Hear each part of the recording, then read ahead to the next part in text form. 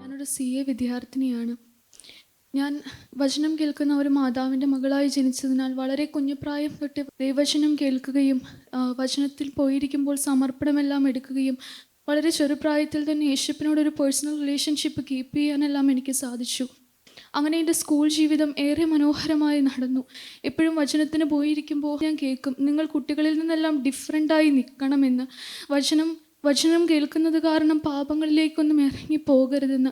അങ്ങനെ എൻ്റെ 10th വരെയുള്ള ജീവിതം നോക്കുകയാണെങ്കിൽ വൈകുന്നേരങ്ങളിൽ ഞാൻ സ്വന്തമായി പ്രാർത്ഥിക്കാനിരിക്കുകയും ആ കുട്ടികളിൽ നിന്നെല്ലാം ഒരു ഡിഫറെൻ്റായി നിൽക്കുകയും എൻ്റെ 10th എനിക്ക് ഏറ്റവും നല്ല സ്കോർ തന്ന് അവിടുന്ന് ബെസ്റ്റ് സ്റ്റുഡൻ്റായി ഞാൻ പുറത്തിറങ്ങി. അതിനുശേഷം എൻ്റെ ദേശത്ത് തന്നെയുള്ള ഏറ്റവും നല്ല സ്കൂളിൽ എനിക്ക് 11th അഡ്മിഷൻ കിട്ടി. 10th ഏറെ കഷ്ടപ്പെട്ട് പഠിച്ച കാരണം 11th എക്സാംസ് ഒന്നും വളരെ സീരിയസ് ആയി എടുത്തില്ല. ഒരു ബോർഡ് എക്സാം ഇല്ലാത്തത് കാരണം തന്നെ വളരെ ഉഴപ്പി. അങ്ങനെ എൻ്റെ മാർക്കെല്ലാം വളരെ ഡൗൺ ആയി. 12th വീണ്ടും ബോർഡ് എക്സാം വന്നപ്പോൾ എൻ്റെ വിദ്യാഭ്യാസ ജീവിതം എന്ന് പറഞ്ഞാൽ രോഗം കൊണ്ട് ഏറെ വലഞ്ഞൊരു ജീവിതമായിരുന്നു. എക്സാംസ് എല്ലാം വരുമ്പോൾ എനിക്ക് എന്തെങ്കിലുമൊക്കെ പ്രശ്നങ്ങൾ വരും. അങ്ങനെ എൻ്റെ 12th ഞാൻ കയറിയ സമയം എൻ്റെ ദേഹമെല്ലാം പൊള്ളി. ഏകദേശം 4-5 മാസത്തോളം ഞാൻ ലീവായി. അതിനുശേഷം കൊറോണ വന്നു. അങ്ങനെ 12th ക്ലാസ് നോക്കുമ്പോൾ ഞാൻ ക്ലാസ്സിൽ പോയിട്ടുള്ളത് വളരെ കുറവാണ്. സാറെല്ലാം എൻ്റെ അടുത്ത് പറഞ്ഞു, എക്സാംസ് എഴുതണമെങ്കിൽ ഡോക്ടറിൻ്റെ സർട്ടിഫിക്കറ്റ് വേണം, അല്ലെങ്കിൽ എക്സാം കഴിയില്ല, കാരണം അറ്റൻഡൻസ് ഷോർട്ടേജ് ഉള്ള കാരണം. 11th ഇത്രയും ക്ലാസ്സിൽ ഇരുന്നിട്ടും നിനക്ക് മാർക്ക് കുറവ്, അങ്ങനെ നീ 12th എങ്ങനെയാണ് എക്സാംസ് എഴുതാൻ പോകുന്നതെന്ന് ചോദിച്ചപ്പോൾ എനിക്ക് അവിടെ നിന്ന് ഉത്തരം ഉണ്ടായിരുന്നില്ല. പക്ഷേ ഇപ്പോഴും ഞാൻ കേൾക്കുന്ന ഒരു വചനമുണ്ടായിരുന്നു, നിങ്ങൾക്ക് ജ്ഞാനം കുറവാകുന്നുവെങ്കിൽ എല്ലാവർക്കും ഭത്സിക്കാതെ എല്ലാവർക്കും ഔദാര്യമായി കൊടുക്കുന്നവനായ യഹോവയോട് യാചിക്കട്ടെ, വിശ്വസിച്ചാൽ നീ ദൈവത്തിൻ്റെ മഹത്വം കാണും. ഒന്നും പഠിക്കാതെ തന്നെ ഞാൻ എൻ്റെ 12th എക്സാമിന് പോയി. അവിടെ ടോപ്പായ സ്റ്റുഡൻസിന് മാത്രമാണ് ഫ്ലെക്സ് അടിക്കത്തുള്ളൂ. അപ്പോൾ ഞാൻ പ്രാർത്ഥിക്കും, യേശുപ്പ എനിക്ക് ഫ്ലെക്സിലൊന്നും കയറണ്ട, എനിക്കൊരു അത്യാവശ്യം പാസ്സാവാനുള്ള മാർക്ക് തന്നാൽ മതിയെന്ന്. പക്ഷേ എൻ്റെ കർത്താവ് ഞാൻ ചോദിച്ചതിലും അത്യന്തം പരമായി അവിടുത്തെ ടോപ്പേഴ്സ് ലിസ്റ്റിൽ ഒരാളായി മാറുവാൻ എന്നെ സഹായിച്ചു. അവിടെ നിന്നും ഒരു ബെസ്റ്റ് സ്റ്റുഡൻ്റായി ഞാൻ പുറത്തിറങ്ങി. അങ്ങനെ എനിക്കൊരു ആഗ്രഹം ഉണ്ടായിരുന്നു CAക്ക് പഠിക്കണമെന്ന്. അങ്ങനെ ഞാൻ CA കോഴ്സ് സെലക്ട് ചെയ്തു. ആദ്യമെല്ലാം വളരെ മനോഹരമായി പോയി.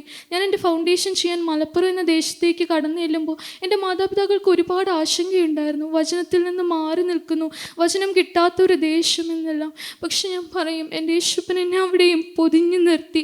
കോഴി തൻ്റെ കുഞ്ഞിനെ ചെറുകിൻ്റെ കീഴിൽ എങ്ങനെയാണോ കാക്കുന്നത് അതിനേക്കാൾ മനോഹരമായി നിർത്തി. ഒരുപാട് കുട്ടികൾ പാപത്തിലേക്ക് പോകുമ്പോഴും അവിടുത്തെ റൂൾസ് എല്ലാം വയലേറ്റ് ചെയ്യുമ്പോഴും അവിടെയെല്ലാം ഡിഫറെൻ്റായി നിൽക്കുവാൻ എന്നെ സഹായിച്ചു എൻ്റെ യേശുപ്പൻ. ഒരു പാപങ്ങളിലേക്കും പ്രലോഭനങ്ങളിലേക്കും ഒന്നും പോകാതെ വചനത്തോട് ചേർന്ന് നിൽക്കുവാൻ എന്നെ സഹായിച്ചു. വചനം കേൾക്കാൻ കഴിയില്ലായിരുന്നു, വചനത്തിൻ്റെ വിലയൊന്നും ഞാൻ മനസ്സിലാക്കിയിരുന്നില്ല. പക്ഷെ അന്ന് മലപ്പുറത്തേക്ക് ചെന്നപ്പോൾ ഞാൻ എനിക്ക് മനസ്സിലായി വചനം കൂടാതെ ഒരിക്കലും നമുക്ക് നിൽക്കാൻ സാധിക്കുകയില്ലെന്ന്. അങ്ങനെ ഞാൻ അമ്മ എപ്പോഴും എന്നെ വചനത്തിന് കൊണ്ടുവരുത്തുമ്പോൾ ഞാൻ അമ്മയോട് വഴക്ക് കൂടുമായിരുന്നു. എന്തിനാ എപ്പോഴും വചനം കേൾക്കണേന്ന് ചോദിക്കുമായിരുന്നു. പക്ഷേ ആരും പറയാതെ ഞാൻ എൻ്റെ ലാപ്ടോപ്പിൽ വചനം ഓൺ ചെയ്ത് വെച്ച് ഒരു മൂലക്ക് പോയിരുന്ന് കേട്ട് എൻ്റെ ജീവിതം ഒരിക്കൽ കൂടി കർത്താവായ യേശു ക്രിസ്തുവിനെ സമർപ്പിച്ചത് ഞാൻ ഇന്നും ഓർക്കുന്നുണ്ട്. കാരണം ക്ലാസ്സിലെ ടെസ്റ്റെല്ലാം നടത്തുമ്പോൾ ആ ടെസ്റ്റിൽ ഏറ്റവും ലാസ്റ്റത്തെ റാങ്ക് എനിക്ക് കിട്ടും. അതുമാത്രമല്ല, അലർജിയുള്ളൊരു കുട്ടിയായിരുന്നു ഞാൻ. എൻ്റെ രോഗം വളരെ വലുതായി. അങ്ങനെ ആഴ്ചയിൽ 3 വട്ടമെങ്കിലും ഹോസ്പിറ്റലിൽ അഡ്മിറ്റാകുന്ന അവസ്ഥയായി. അങ്ങനെ എനിക്കൊന്നും പഠിക്കാൻ കഴിഞ്ഞിരുന്നില്ല. ഞാൻ എടുക്കുന്ന മെഡിസിൻസ് കാരണം രാവിലെ മുഴുവൻ കിടന്നുറങ്ങും. അങ്ങനെ സാർമാരെടുക്കുന്ന ക്ലാസ് ഏതാണെന്നോ ഒന്നും മനസ്സിലാവാതെ ഫുൾ ടൈം കിടന്നുറങ്ങും. അവരാണെങ്കിൽ എന്നെ വിളിക്കത്തുമില്ല, കാരണം എൻ്റെ രോഗാവസ്ഥ അറിയാവുന്നത് കൊണ്ട്. അങ്ങനെ രാത്രി കുറച്ച് സമയങ്ങളിരുന്ന് മാത്രം ഞാൻ പഠിച്ചു. അപ്പോൾ എല്ലാം എൻ്റെ അടുത്ത് കുട്ടികൾ ചോദിക്കും, നീ ഇങ്ങനെ ഉറങ്ങിയാൽ എങ്ങനെയാണ് പഠിക്കുന്നതെന്ന്. പക്ഷെ അന്നും എത്ര ഉറങ്ങിയാലും ഞാൻ ഓർക്കുന്നുണ്ട്, ആ ക്ലാസ്സിലേക്ക് പോകുമ്പോൾ എൻ്റെ കൂടെ എൻ്റെ ബൈബിൾ ഉണ്ടാകും. അതുവരെ എന്നെ അമ്മ പറഞ്ഞു വേണമായിരുന്നു എല്ലാം ചെയ്യിപ്പിക്കാൻ. പക്ഷെ അന്ന് ഞാൻ സ്വന്തമായി ബൈബിൾ കയ്യിലെടുത്ത് ഞാൻ എത്ര ക്ഷീണാവസ്ഥയിലായിരുന്നാൽ പോലും ഒരു ദിവസം പോലും പ്രാർത്ഥിക്കാതെ കടന്നുറങ്ങിയില്ലായിരുന്നു. അങ്ങനെ എക്സാം എല്ലാം അടുത്തപ്പോൾ കുട്ടികൾ എൻ്റെ അടുത്ത് ചോദിച്ചു, നീ എന്താ എഴുതാൻ പോകുന്നത്, ടെസ്റ്റ് റിസൾട്ടിനെല്ലാം നിനക്ക് മാർക്ക് കുറവാണല്ലോ എന്ന്.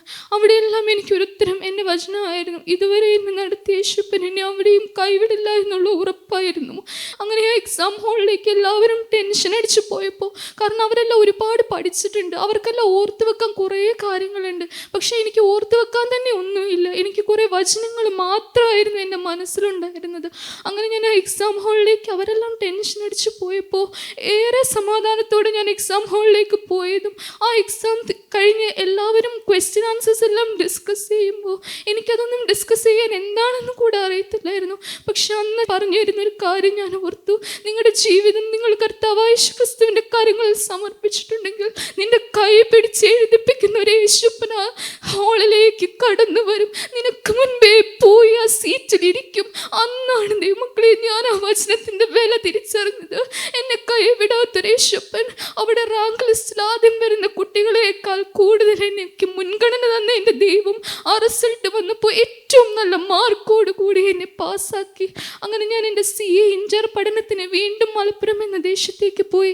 എൻ്റെ റെഗുലർ കോഴ്സ് എല്ലാം ഏറ്റവും മനോഹരമായി നടന്നു. പക്ഷെ എനിക്ക് ആ എക്സാമിൽ പാസ്സാവാൻ കഴിഞ്ഞില്ല. തോൽവികൾ വന്നപ്പോൾ എൻ്റെ ജീവിതത്തിലേക്ക് നിരാശ കടന്നു വന്നു.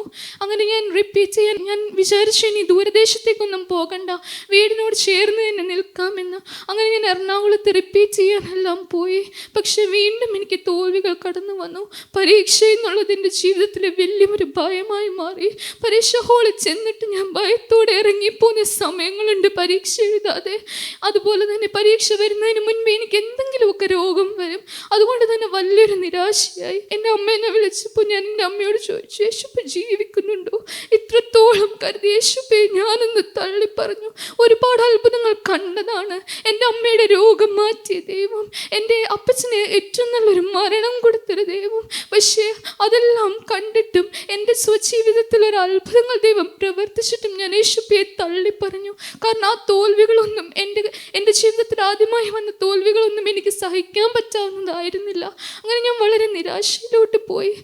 ബൈബിള് തുറക്കാത്ത ദിവസങ്ങൾ, വചനങ്ങൾ വായിക്കാത്ത ദിവസം. എൻ്റെ ക്യൂബിക്കളിൽ എപ്പോഴും ഒരു ബൈബിൾ ഉണ്ടാകും, പക്ഷെ ഞാനൊന്നും തുറക്കുകയോ വായിക്കുകയോ ചെയ്തില്ല.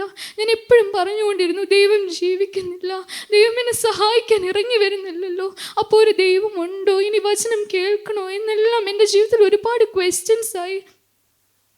അങ്ങനെ ഇരിക്കുമ്പോഴാണ് എനിക്ക് ഈ എക്സാമിൻ്റെ ഒരു 5 ദിവസം മുന്നേ പനി വരുന്നത്. അമ്മ എപ്പോഴും എൻ്റെ അടുത്ത് പറയും, ചെയിൻ പ്രയറിൽ കയറണം, ആകെ അരമണിക്കൂർ അല്ലേ ഉള്ളൂ എന്ന്. അപ്പോഴൊക്കെ ഞാൻ വിചാരിക്കും, വേണമെന്ന് കരുതിയാൽ എനിക്ക് അരമണിക്കൂർ കണ്ടെത്താവുന്നതേ ഉള്ളായിരുന്നു. പക്ഷെ ഞാൻ വിചാരിക്കും, എന്തിനാ അരമണിക്കൂർ കൂടെ കളയുന്നേ, ഇരുന്ന് പഠിക്കാമല്ലോ എന്ന്. പക്ഷേ പരീക്ഷയ്ക്ക് 5 ദിവസം മുന്നേ എനിക്കൊരു പനി വന്നു. ഞങ്ങൾ റൂമിൽ 2 കുട്ടികളാണ് ഉണ്ടായിരുന്നത്. ഒരാൾക്ക് ഡെങ്കു ഡയഗ്നോസ് ചെയ്ത് അവൾ വീട്ടിലോട്ട് പോയി. പിറ്റേ ദിവസം എനിക്കും പനി വന്നു. അപ്പോൾ ഞാൻ വളരെ ഭയപ്പെട്ടു പോയി, ഇനി ഡെങ്കു വല്ലതും ആണെങ്കിൽ എനിക്ക് എക്സാം എഴുതാൻ കഴിയുകയില്ലല്ലോ എന്ന്. അങ്ങനെ ഞാൻ പനി കഴിഞ്ഞ് പിറ്റേ ദിവസം രാവിലെ ഞാൻ ഹോസ്പിറ്റലിൽ പോയി. ഡെങ്കു ഡയഗ്നോസ് ചെയ്തപ്പോൾ ഡോക്ടർ നെഗറ്റീവ് റിസൾട്ട് വന്നെങ്കിലും ഡോക്ടർ പറഞ്ഞു 3-4 ദിവസം കഴിഞ്ഞേ ഡെങ്കുവിൻ്റെ റിസൾട്ട് വരികയുള്ളൂ എന്ന്. അങ്ങനെ ഞാൻ എൻ്റെ മാതാപിതാക്കൾ എന്നെ വീട്ടിലേക്ക് വിളിച്ചെങ്കിലും എക്സാം എടുത്തത് കാരണം ഞാൻ വീട്ടിലേക്കൊന്നും പോവാതെ അവിടെ തന്നെ സ്റ്റേ ചെയ്തു. എൻ്റെ റൂമിൽ ഞാൻ തന്നെയുള്ളായിരുന്നു. പക്ഷെ അന്ന് എനിക്ക് ഏറ്റവും കൂടുതൽ വലിയ കാര്യമായി പനി വന്നു. എനിക്കൊന്ന് എഴുന്നേറ്റ് നിൽക്കാൻ പോലും സാധിക്കാത്തത്ര പനി വന്നു. അപ്പോൾ ഞാൻ ബെഡിൽ കിടക്കുകയാണ്. ഒരു ഗ്ലാസ് വെള്ളം എടുത്ത് തരാനോ ആരും കൂടെ ഇല്ലാതെ ഒറ്റപ്പെട്ടൊരവസ്ഥ. ഞാൻ ബെഡിൽ കിടന്ന സമയത്ത് ഏകദേശം 9:30. അപ്പോൾ ഞാൻ മനസ്സിൽ വിചാരിച്ചു, എന്തായാലും കിടക്കുമല്ലേ, ബുക്സൊന്നും തുറന്നൊന്നും വായിക്കാൻ കഴിയുന്നില്ല. അങ്ങനെ ഞാൻ ചെയിൻ പ്രെയർ ഓൺ ചെയ്ത് വെച്ചു. എൻ്റെ ബെഡിനോട് ചേർത്ത് തന്നെ ചെയിൻ പ്രെയർ ഓൺ ചെയ്ത് വെച്ചു. അങ്ങനെ എൻ്റെ കാര്യമെല്ലാം പറഞ്ഞ് ദൈവമക്കൾ ഒരുപാട് പ്രാർത്ഥിച്ചത് ഞാൻ അറിഞ്ഞു. ഏകദേശം എനിക്ക് നല്ലപോലെ വിറച്ച് പനിക്കാൻ തുടങ്ങി. എനിക്ക് ഫോൺ എടുത്താരെയും വിളിക്കാൻ പോലും കഴിയാത്ത അവസ്ഥയിലെത്തി. ഞാൻ വിചാരിച്ചു, യേശുപ്പോ ഞാനിവിടെ കിടന്ന് മരിക്കാൻ പോയാണോ എന്ന്. എനിക്ക് അത്രയും തലകറങ്ങി, എൻ്റെ ബോഡിയെല്ലാം അത്രയും ക്ഷീണിച്ച്. ആ ചെയിൻ പ്രെയർ കഴിഞ്ഞ അങ്ങനെയല്ല, എൻ്റെ ഡോറിൽ വന്ന് എൻ്റെ ഡോറ് തുറന്ന് എൻ്റെ ഫ്രണ്ട്സ് അകത്തോട്ട് വന്നു. ഏകദേശം എഴുന്നേക്കാൻ പോലും പറ്റാത്ത അവസ്ഥയിൽ കിടന്ന് എന്നെ അവരെടുത്തുകൊണ്ടുവന്ന് ഹോസ്പിറ്റലിൽ കൊണ്ടുപോയി. ഏകദേശം 108 ഡിഗ്രിയോളം പനിയുണ്ടായിരുന്നു. ഡോക്ടർ പറഞ്ഞു ഇപ്പോഴെങ്കിലും ഇവിടെ എത്തിച്ചത് നന്നായെന്ന്. ഞാൻ അന്ന് മനസ്സിലാക്കിയ ദൈവമക്കളുടെ വില. ആ പ്രാർത്ഥന ഇല്ലായിരുന്നെങ്കിൽ ഒരുപക്ഷെ അവിടെ ആരും വരില്ലായിരുന്നു. ആ പ്രാർത്ഥനയിൽ എന്നെ സമർപ്പിച്ച് പ്രാർത്ഥിച്ചത് കൊണ്ട് എൻ്റെ ഫ്രണ്ട്സ് എല്ലാം തക്ക സമയത്ത് വന്ന് എന്നെ ഹോസ്പിറ്റലിൽ എത്തിച്ചു. അങ്ങനെ ഹോസ്പിറ്റലിൽ ചെന്നപ്പോൾ ഡോക്ടർ പറഞ്ഞു ഏകദേശം ഒരു 10 to 15 ഡേയ്സ് റെസ്റ്റ് വേണം. വൈറൽ ഫീവർ ആകാം, അല്ലെങ്കിൽ ഡെങ്കു ഡയഗ്നോസ് ചെയ്യാൻ 3 to 4 ഡേയ്സ് എടുക്കുമെന്ന്. അങ്ങനെ ഞാൻ അന്ന് രാത്രി തന്നെ എന്നെ വീട്ടിലേക്ക് കൊണ്ടുപോയി. വീട്ടിലേക്ക് വന്നപ്പോഴെല്ലാം എക്സാം എഴുതണമെന്ന ആഗ്രഹം എനിക്കുണ്ടായിരുന്നു എന്ന് ചോദിച്ചാൽ ഇല്ലായിരുന്നു. ഞാൻ പറഞ്ഞില്ലേ, എക്സാം എന്ന് കേൾക്കുമ്പോൾ തന്നെ എനിക്കൊരു ഭയമായിരുന്നു, വലിയൊരു ഭയം. എൻ്റെ ശരീരം തളർന്നു പോകുന്നത്ര ഭയം എനിക്ക് തോന്നിക്കും. അതുകൊണ്ട് എക്സാം എഴുതാൻ പനി വന്നത് നന്നായി എന്ന് ഞാൻ ചിന്തിച്ചു. പക്ഷേ എൻ്റെ കൂടെ ഇരുന്നവരെല്ലാം പറഞ്ഞു ഇത്രയും പഠിച്ചതല്ലേ ഇപ്പോൾ എക്സാം എഴുതാൻ. അങ്ങനെ ദൈവമക്കളെല്ലാം എൻ്റെ ചെയിൻ പ്രയറിൽ എൻ്റെ പേര് പറഞ്ഞ് സമർപ്പിച്ച് പ്രാർത്ഥിച്ചു. ആ പ്രാർത്ഥന എന്നും അത്ര 5-6 ദിവസം ഞാൻ ആ പ്രാർത്ഥനയിൽ നിരന്തരമായി കയറി. ഞാൻ ഓർക്കുന്നുണ്ട്, ഒരു ദിവസം കൊണ്ട് എൻ്റെ പനി നിന്നത് സ്വിച്ചിട്ട പോലെ നിന്നു. ഡോക്ടേഴ്സ് 5-6 ദിവസം വിറച്ചു പനിക്കുമെന്ന് പറഞ്ഞ ആ ഡോക്ടേഴ്സിൻ്റെ വാക്കുകളെല്ലാം വിപുലമാക്കിക്കൊണ്ട് എൻ്റെ പനി നിന്നത്, എൻ്റെ ക്ഷീണം മാറിയത്. ഒരുപാട് സമയം പ്രാർത്ഥിക്കുകയും എല്ലാം ചെയ്ത് ഞാൻ ആ പരീക്ഷാ ഹാളിലേക്ക് കയറി. അവിടെയും ഞാൻ കണ്ടു റിവൈസ് ചെയ്ത് 1.5 ഡേയ്സിലൊക്കെ കറക്റ്റായി റിവിഷൻ നടത്തിയില്ലെങ്കിൽ ഒരിക്കലും CA എക്സാംസ് നന്നായി എഴുതാൻ കഴിയില്ലെന്ന് എല്ലാവരും പറയാറുണ്ട്. എനിക്ക് റിവൈസ് ചെയ്യാനൊന്നും ഇല്ലായിരുന്നു. എൻ്റെ ഫ്രണ്ട്സ് എല്ലാം ഏറെ ടെൻഷനോടെ കയറിയപ്പോൾ അവിടുന്ന് യേശുവിൻ്റെ അങ്കിക്ക് കീഴിനെ പൊതിഞ്ഞു പിടിച്ചുകൊണ്ട് ആ പരീക്ഷാ ഹാളിലേക്ക് അവൻ നടന്നു വന്ന് ഏറെ സമാധാനപരമായി ഞാൻ പ്രിപ്പയർ ചെയ്ത ഗ്രൂപ്പ് ഇത്രയും സിമ്പിളായിട്ടുള്ളൊരു ക്വസ്റ്റ്യൻ പേപ്പർ എനിക്ക് തരികയും ഏറ്റവും മനോഹരമായി അത് എഴുതി തീർക്കുകയും ചെയ്തു. ഒരുപാട് നാളുകൾക്ക് ശേഷം ഭയമില്ലാതെ ഞാൻ പരീക്ഷാ ഹാളിലേക്ക് കയറി ചെന്നു.